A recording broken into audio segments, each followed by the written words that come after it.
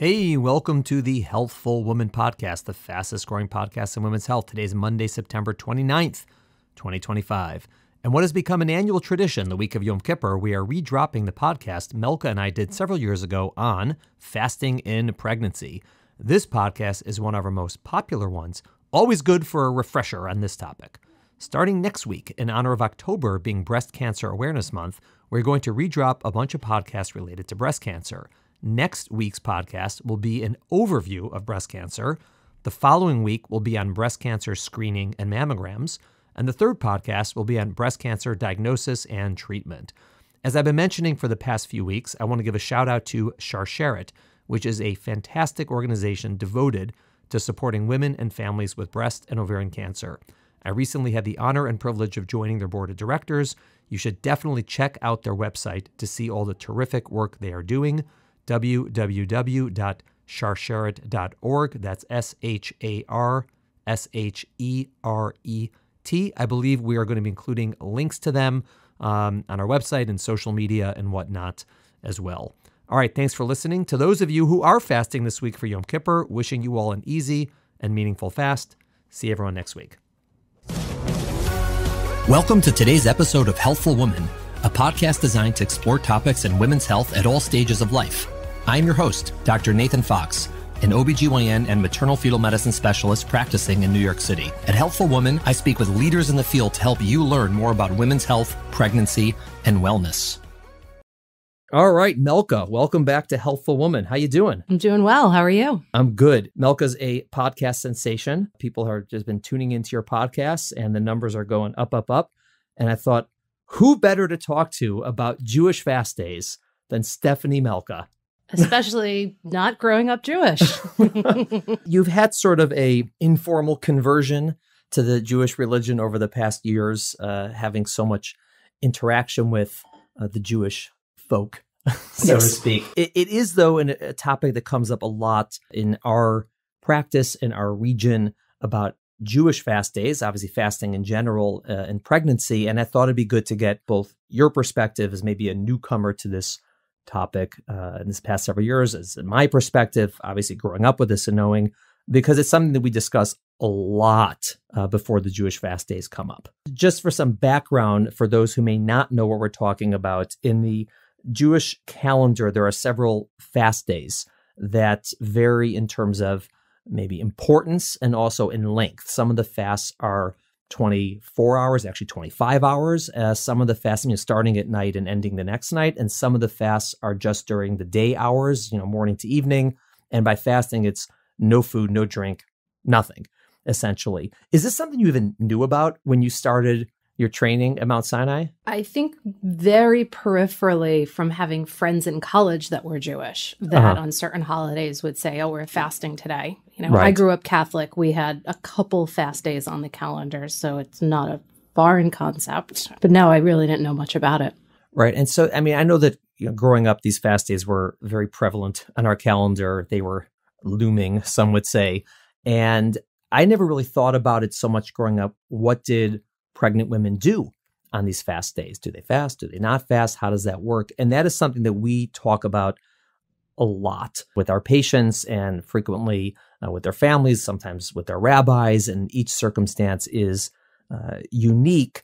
And the reason it comes up is one of the principles of these fast days is that, yes, there's a fast day. Yes, you're supposed to fast. But one of the exemptions from fasting is someone who will be ill, right? You're not supposed to fast in order to harm yourself. And so someone who is sick and can't fast, or if they get ill while they're fasting, there's not only no obligation to fast, but they're really not supposed to fast because that's not the goal of it.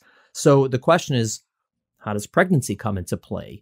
And in the hundreds and thousands of years ago, pregnant women were considered to be very unsafe. And they were told, for sure, don't fast. Like, it's not an option because pregnancy was a much more dangerous condition way back when. And so nowadays, when for most people it's not as dangerous, fortunately, what happens? And so have you gotten involved in these conversations?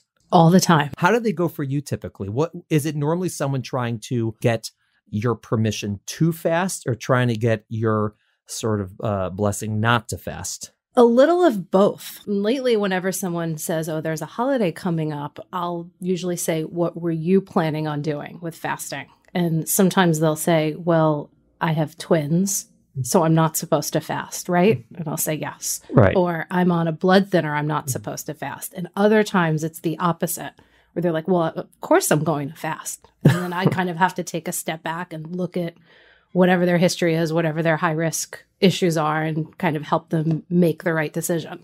Right. And it definitely is individualized. It would be inappropriate to say every pregnant woman can fast. And I believe it's inappropriate to say no pregnant woman can try to fast. There's definitely something in the middle, and it depends on exactly the nature of her specific pregnancy. What are her risk factors? What's her situation? What's her health? And obviously the nature of the fast day, which is more sort of on her end. We don't, tend to give religious advice in our practice. Some of us do, not all. But it definitely does vary. And the questions are more, I would say they're more common and more maybe intense potentially around a fast day like Yom Kippur, where, people really feel strongly about fasting versus some of the other minor fast days where they may not feel strongly, and certainly the rabbis don't feel as strongly about them fasting.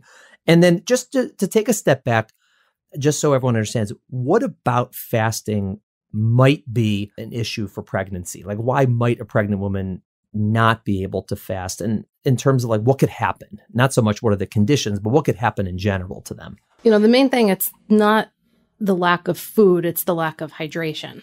Getting dehydrated, you'll see people get crampy. Some women get dizzy. Occasionally, we've had people pass out. Having taken a lot of Yom Kippur calls over the year, you sort of get some of those pages. I was in shul, I was fasting, I passed out. What do I do now? Right. For those who may not be Catholic, shul is synagogue for Milka. But yeah, I mean, for pregnant women, it's definitely harder to fast. They're more prone to get low blood pressure. And so they're more prone to get lightheaded when they fast, dizzy, weak. Again, they could actually collapse, pass out, which is bad. And when you said crampy, they do get contractions. Many women who, when they fast, get contractions. It does not mean they're going to go into labor necessarily, but it is a possibility.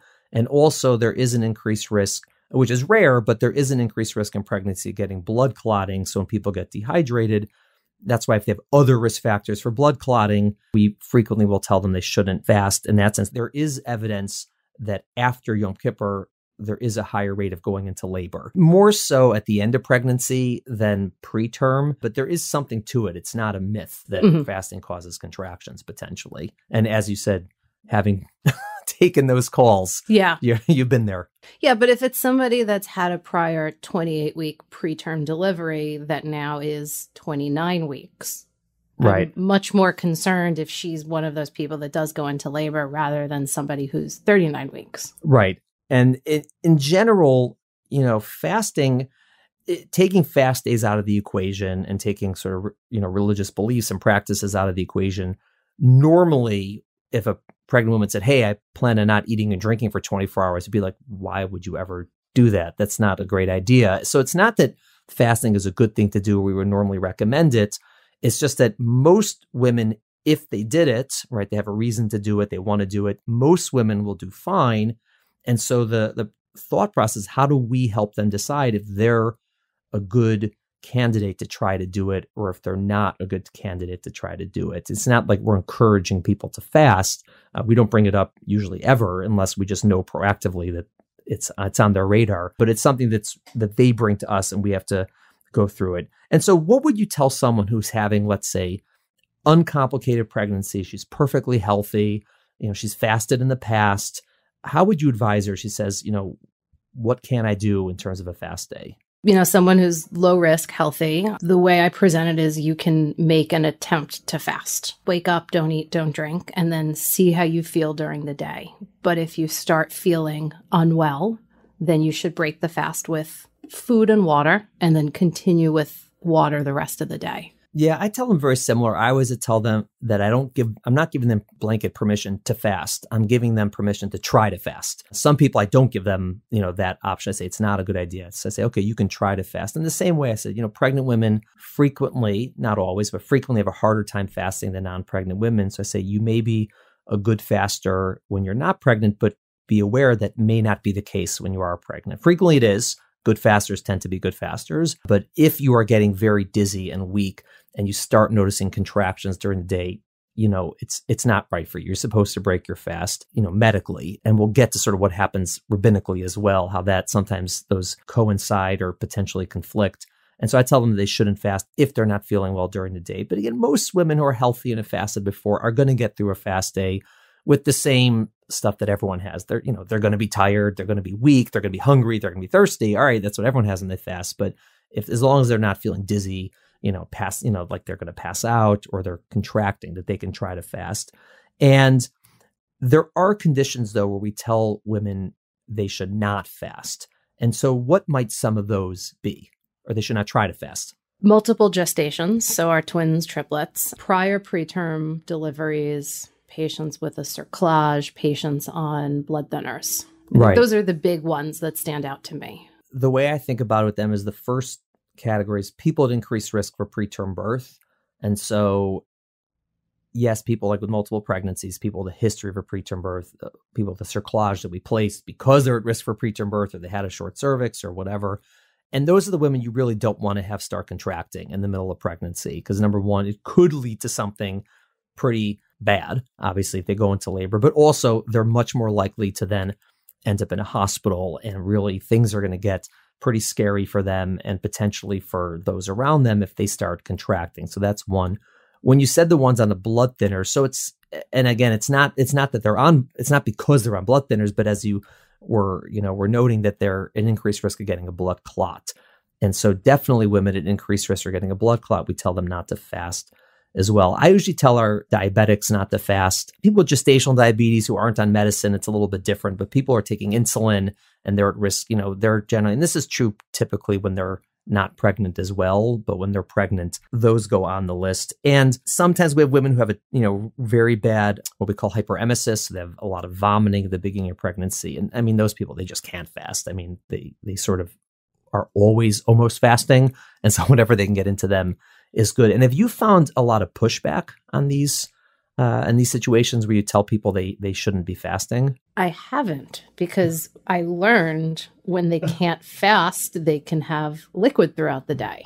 Right. So that's a great... So this is a great segue. Yeah, Melka's always got the good segue. So there is a concept, and for those who are familiar with this, you know exactly what I'm talking about. For those who are not familiar with this, I'm going to try to explain it as best as I can. There is a concept in Jewish law about eating. So, right, if someone is, for example, someone is fasting, well, how much food or drink do they have to take to be considered breaking their fast, to not be fasting?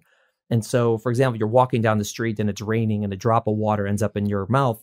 Did you just break your fast? And everyone's like, well, no, of course not. And so where's the cutoff point? And there is an amount. There's a specific volume of liquid and a volume of food under which you haven't broken your fast. And so there's sort of a loophole in a fast day that's not encouraged to be used by everybody, but for people who have certain conditions where it's not a good idea to fast, there is an option between fasting and completely not fasting where they have these small amounts of liquid or food every certain amount of minutes. And so they're technically not breaking their fast when in fact they're pretty much eating or drinking throughout the day. The Hebrew word is shiurim or shiurim, as they say. And so it ends up being about an ounce of liquid, like a shot glass worth. And if they have it every 10 minutes or so, or less frequent than that, they're not breaking their fast. And so what do you mean that works for patients when they're sort of potentially conflict, that you want them not to fast and they want to fast? It's sort of the happy medium between the two. You know, I'll explain to them the risk of fasting. As you said, whether it's the blood clots or preterm contractions is mainly related more to the dehydration than the lack of food, and that they could go for days without food and be fine, but the dehydration will hit them pretty quickly and potentially lead to those complications. So avoid food, but keep drinking like this. Right. And also the liquid doesn't have to be water. It can be juice. It could be soda. It could have sugar in it. It could have electrolytes in it. It could be Gatorade. And so, like you said, we frequently have women who don't eat for several days in a row, whether it's because they had an operation or because even sometimes in labor, people might not necessarily be eating, or early in pregnancy, if they have, this hyperemesis, they may not get food, but if they get liquid and some sugar, they'll typically be okay. And I've also found that to be really the great equalizer in these conversations. When women want to fast, they're expecting to fast, and I don't think it's a good idea for them. What I'll tell them is, listen, if you do this, if you have an ounce of apple juice or grape juice or water or Gatorade every 10 minutes or so over the course of the day, most likely your rabbi will be fine with that. And you'll be drinking more than you probably are drinking today, because that's a lot. 6 ounces of water or liquid every hour, right? Because if you think about 1 ounce every 10 minutes is a lot. 8 ounces is a cup. So if you have almost a cup of water every hour, you're going to be well hydrated, and it shouldn't be an issue. The hard part is that it's not easy to do. It really is a commitment. I mean, if someone's really committed to fasting, I say this is a real commitment. You have to actually do this starting in the morning. Do they have to pour it into the glass to then drink, or can they keep the bottle with them and just assume that sip is the right amount? I assume you're asking me. I'm asking you. I've never known that, and it just occurred to me. I don't know practically what people do. No, you can do just a sip, as long as you have an idea of what the volume is. It doesn't have to be poured individually. So yeah, if someone is really going to do that, I tell them they have to start in the morning. The key is, because sometimes people are like, okay, I'll wait, and then it's 3 or 4 in the afternoon, and they're about to pass out, and they're contracting. Taking an ounce a sip of water doesn't help. Yeah, they have to sort of. It's preventative more than treatment for not doing well on the fast. And that's also, there are sometimes conflicts that come up. I don't mean conflicts in terms of combative, but just differences in how maybe someone's rabbi feels or how they feel versus what we feel. And that frequently ends the conversation. If a patient says, I really want to fast, it's important to me, or my rabbi says I should fast, he or she doesn't think it's my getting out of the fast is appropriate. And so I'll say, all right, let me speak to the rabbi. And then when I say to the rabbi, I'm perfectly fine if she does this, they'll be like, oh, great. They're like, oh, perfect. Then we're good. And there's really no conflict, because for them, that's also something that they tend to be pretty lenient about for pregnant women. If there's any reason the doctor doesn't want them to fast, but the doctor is comfortable with them doing these small liquid amounts over the day, which the doctor should be comfortable with that if they understand what it is. And I think that that's a very important part of this education. I sort of wear many hats. And so one of them is an obstetrician. Yeah, one of them is an obstetrician. One of them is someone who, understands these fast days and participates. And, I'm in a shul, a synagogue. And so I get a lot of these questions from patients, from doctors, and from rabbis. Almost always the issue is just a lack of understanding of what are the options. And generally for all 3 groups, if they understand that this is an option, that you can have small amounts of liquid every 10 minutes throughout the day, the doctors will be like, yeah, that's plenty of drink. It may be a little odd way to drink it, but okay, who cares? And then the rabbi's like, oh, if that's okay, then I'm okay. And the patient's like, oh, I'm still fasting. And then everyone sort of wins in that situation. They get to fast, they get to sort of feel that they're doing the right thing religiously. The doctor's comfortable. Very few doctors will say you have to eat food. I have a few patients who I tell them, that this is not an option, because I think it's so dangerous for them to fast that I don't want them toying around with this. And these are the people I say, listen, and I explain, say, normally I let people do this. For you, fork, knife, napkin tucked under the shirt, plate, you're having real food. But those are really the exception. Is that mainly your diabetics? Sometimes, it's people. The diabetics usually know, because they're on insulin, they're checking their finger sticks, and they know the issue. Some people who've had uterine ruptures and really horrible outcomes, and just if they start contracting, it's a disaster. Yeah. And placenta accretas. Really, these are unusual circumstances where I say, what, it's not worth it. It's just too dangerous. And I don't think I've ever come across a situation where the patient or the rabbi disagreed on that front. Again, because they know that I'm not going to tell that to everybody. And I think, again, that's part of the issue that comes up, is there are doctors who don't sort of understand, and they'll tell all their pregnant women, you can't fast. They just say, carte blanche, no one's allowed to fast. And then sort of that's when the rabbi's like, well, that's a little crazy.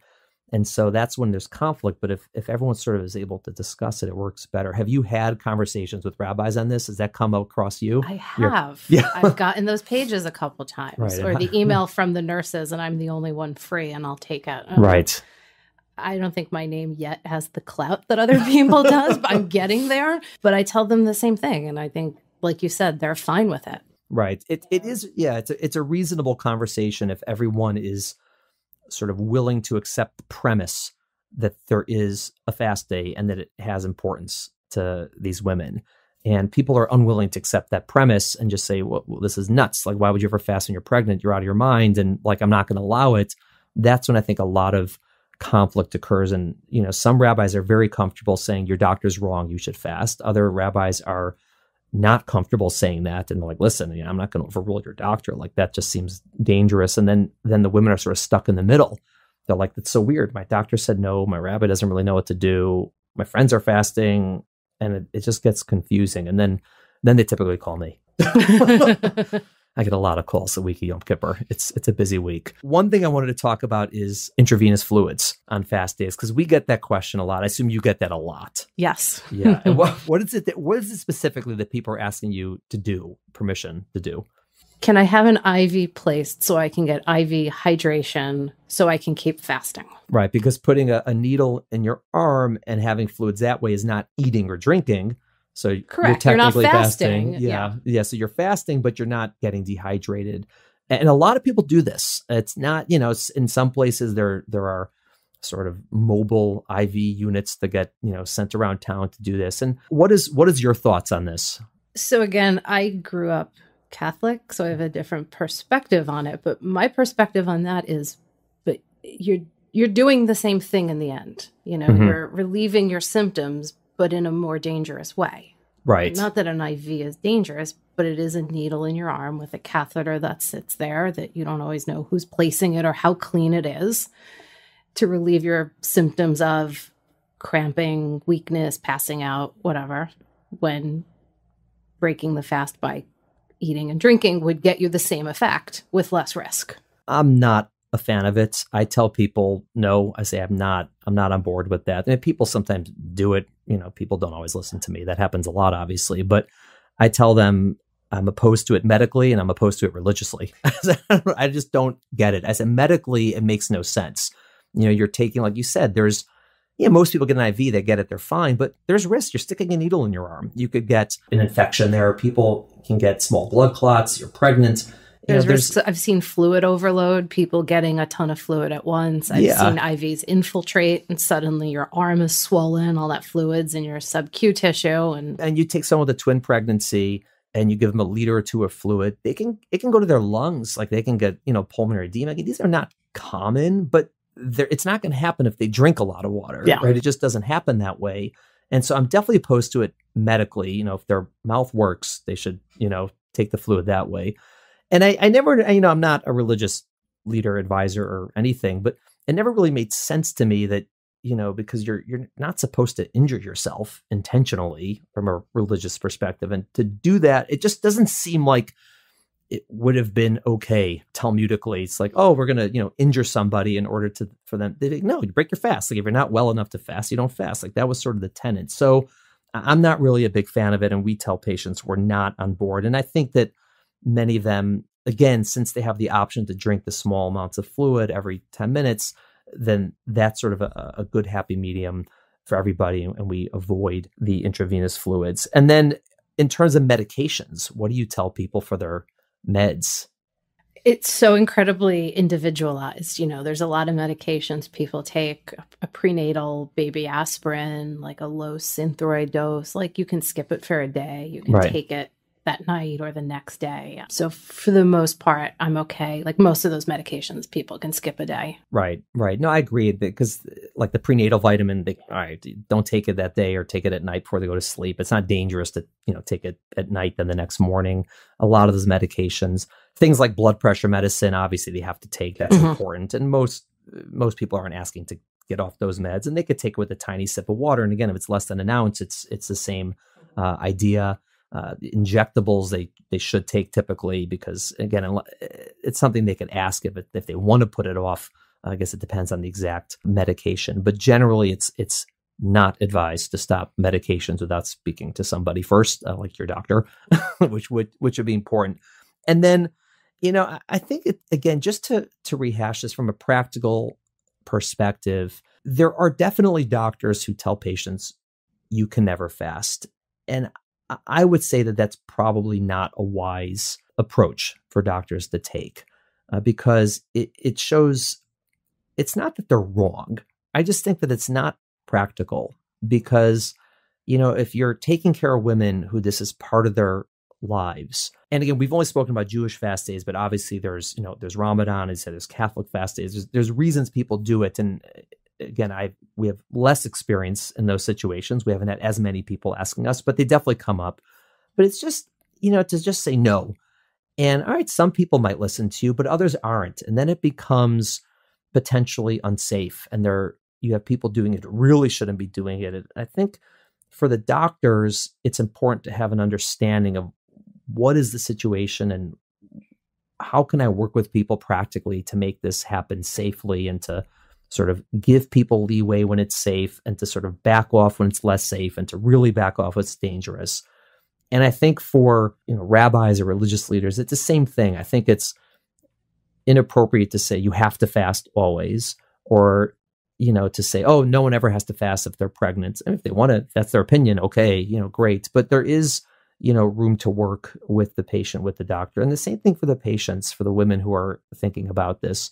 If some women, I don't, someone says to me, I'm not planning on fasting. Like, I'm not going to convince them to fast. Like, that's not my business. But for people who it's important to them and they want to do it and they want to know what the options are, to really try to be educated about this. And if it seems like your rabbi or your doctor is just not getting it, then maybe to do some more investigating and to talk about it more and to see what these options are. Sometimes it's difficult because you just don't have those resources, but it definitely is an option. I mean, have you found in your own practice that, the women after these fast days, like what kind of stories do they tell you? Do they feel like they're happy they had this option, or it didn't work for them? Or do they even just don't even talk about it with you? I don't know that I hear much about it afterwards. I do get a good number of people thanking us whenever we say okay, we gave you this exemption, don't eat food, but drink during the day, that they're like, I'm so glad you let me do that. It made me feel normal, right. I could still, observe this day. I could still somewhat fast, but still stay safe during the pregnancy. Yeah. I mean, people who are, and I've also had other people who I've said, look, you can try to fast, but you're 38 weeks, whatever, just know if you feel unwell, break the fast. And then the next question is, well, what do you mean by unwell? I'm like, anything you don't usually feel while fasting, if you're passing out, really, and I go through all the symptoms and I'm like, it's probably going to happen. It happens very often at term. And then they'll often come back the next week and be like, you were right. Like by 2 o'clock, I just couldn't do it anymore. Two things you said were important. The first is for many, if not, well, not all, but for many or most of these women, when they're talking about asking us to fast, and let's say they're, 30 years old, they've been fasting every year for almost 20 years, and not fasting would feel very strange to them. It's just something that they've always done. It's a part of their tradition. It's a part of everyone in their family's doing it. It's just, it would be odd for them. They'd feel like something is off. And obviously if we tell them no, this is not right, okay, they value their, their pregnancy and their health and their baby more, but it is something that's important to them. And that's one of the things that, it's not that everyone's trying to get out of the fast. I say most of the questions I get are people trying to get into the fast. Yes. More so. People want to get out of fast. They don't fast. They don't ask. Okay. But the people are asking about it, it's usually because they want to do it. And that was an important thing. The other thing is at term, 38, 39 weeks, I do modify what I tell them. Like you said, you have a higher risk of becoming faint or this. And so you have to be careful. But if they start cramping or contracting, I was like, listen, do you mind if you go into labor, a day or two after Yom Kippur? And like, no, it's great. I'm at the end of pregnancy. So that's not so much a risk, but potentially a consequence. And so I don't worry them about that if they're already 37, 38, 39 weeks. It's just more so if they're feeling sick. And that's an important thing. Okay, so we covered a lot today, but I wanted to make sure to give a summary or an overview of what our recommendations are for women who are thinking of fasting during pregnancy. So first, for low-risk women, uncomplicated pregnancies who are considering fasting, and usually this is going to be for one of the more major fast days like Yom Kippur or maybe Tisha B'Av in the summer, what we recommend is it is okay to try to fast. Many or most pregnant women will be able to fast if they have a good meal beforehand and drink beforehand. During the day, they'll be tired and cranky like the rest of us, but that's it, and that's okay, and it should be safe for them and the baby. However, it is possible that during pregnancy, it'll be harder to fast. And if someone starts getting dizzy and weak, like they're going to pass out, for sure they should completely break their fast. If they start contracting and they're preterm and they're at risk for preterm labor, for sure they should break their fast. If they're at the end of pregnancy, like 39, 40 weeks, and they start contracting, well, it really depends. If they really feel sick because of it, they can break their fast. If they feel fine and they don't really mind going into labor, that's okay. But again, it's not a blanket okay to fast. It's an okay to try to fast. And that's a very important detail. Now, there are women who we recommend not fast during pregnancy. And these are women, for example, at risk of preterm birth, like twins or triplets, or maybe women with a history of preterm birth, women with a short cervix, maybe a cerclage. And again, this is really during time period where they could contract and go into labor. So maybe after, let's say, 20 weeks until about 36, 37 weeks, somewhere in that range. Much earlier than that, they're really not at risk for labor. And later than that, again, it wouldn't be preterm birth. Other women who we recommend not fasting would be diabetics, women at increased risk for getting blood clots, certain other medical conditions. And for almost all of those women, we are okay with them doing the small amounts of liquid every 10 minutes. But it's important to note that number one, that really has to start in the morning when you wake up. You can't wait until the afternoon to start taking an ounce of liquid every 10 minutes because it won't work. It has to be preventative. Number two, it really has to be every 10 minutes. It's a commitment. It's not easy to take an ounce of liquid every 10 minutes from 8 in the morning until 6 or 7 at night. But if someone wants to be fasting and wants to use this as their way to fast, they have to really be committed to doing it. It's a good idea for that liquid to have some sugar in it, so maybe some juice or soda or Gatorade. You could have water periodically. Sometimes people prefer a little amount of food, like a grape or something like that, and that is okay as well. Now, there are women who we recommend completely not fast, and these are higher risk women. These are individualized where we say, don't do any of this. You should absolutely eat, drink full meals like a totally normal day. And that's important to distinguish from the other women who can try to do with the smaller amounts of liquid.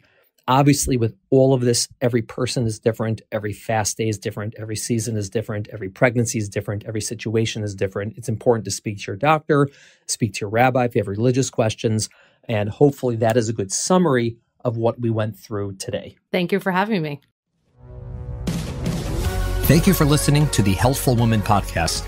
To learn more about our podcast, please visit our website at www.healthfulwoman.com. That's HEALTHFULWOMAN.com. If you have any questions about this podcast or any other topic you would like us to address, please feel free to email us at hw@healthfulwoman.com. Have a great day. The information discussed in Healthful Woman is intended for educational uses only and does not replace medical care from your physician. Healthful Woman is meant to expand your knowledge of women's health and does not replace ongoing care from your regular physician or gynecologist.